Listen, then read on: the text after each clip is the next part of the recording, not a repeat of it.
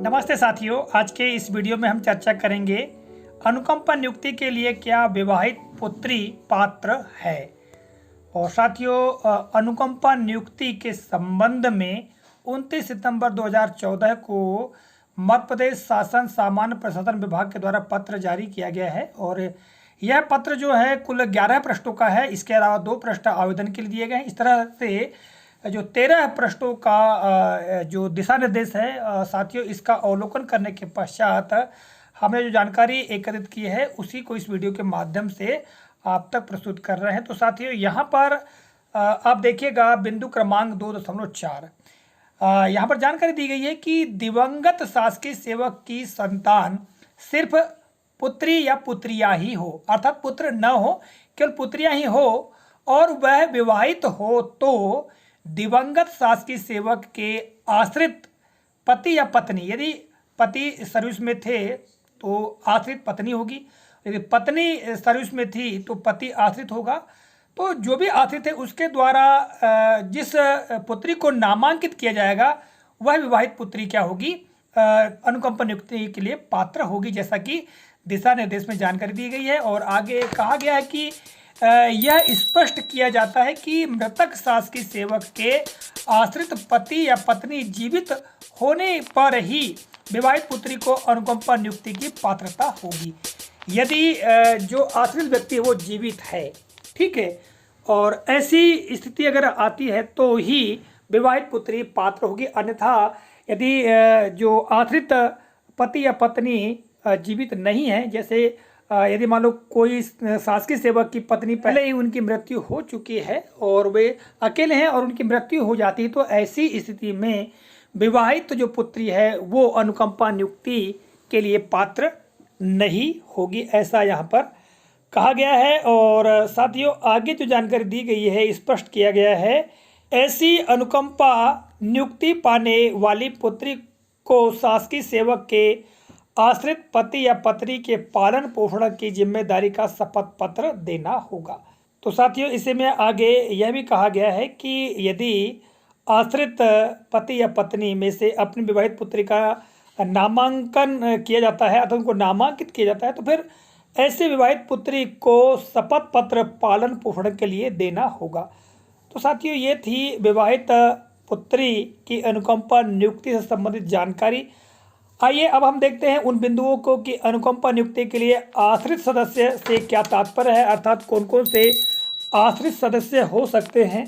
तो सबसे पहले क्रम पे देखिएगा दिवंगत शासकीय सेवक की पत्नी अथवा पूर्णतः आश्रित पति।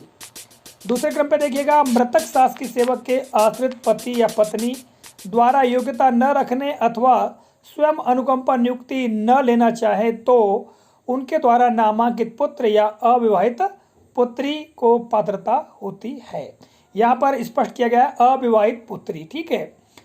तीसरा बिंदु है कि ऐसी विधवा अथवा तलाकशुदा पुत्री जो दिवंगत शासकीय सेवक की मृत्यु के समय उस पर पूर्णतः आश्रित होकर उसके साथ रह रही हो अथवा उपरोक्त पात्र सदस्य न होने की स्थिति में विधवा पुत्र वधू जो शासकीय सेवक की मृत्यु के समय उस पर पूर्णतः आश्रित हो उनके साथ रह रही हो।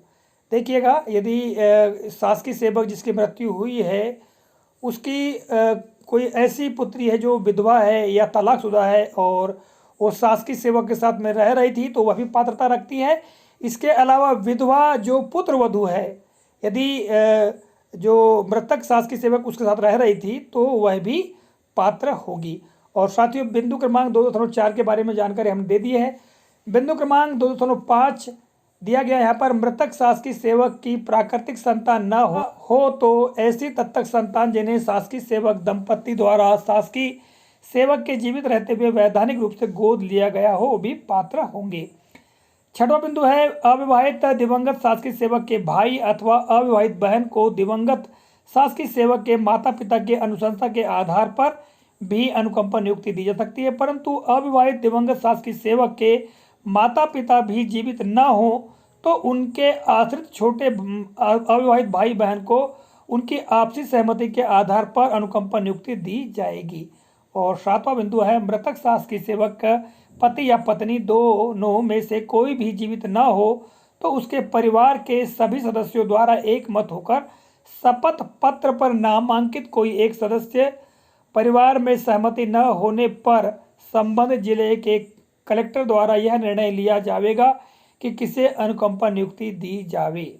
यह स्पष्ट किया जाता है कि उपरोक्त सभी कंडिकाओं के परिप्रेक्ष्य में मृतक शासकीय सेवक के आश्रित पति या पत्नी के पालन पोषण की जिम्मेदारी का शपथ पत्र पर अनुकंपा नियुक्ति के पात्र अभ्यर्थी से अनिवार्यतः लिया जाएगा। तो साथियों, ये थी अनुकंपा नियुक्ति से संबंधित जानकारी, किसके लिए पात्र कौन होगा। और विशेष तौर से इस वीडियो हमने चर्चा की कि क्या विवाहित पुत्री अनुकंपा नियुक्ति के लिए पात्र है। तो साथियों, हमने बताने का प्रयास किया है कि किन परिस्थितियों में विवाहित पुत्री भी पात्रता रखती है।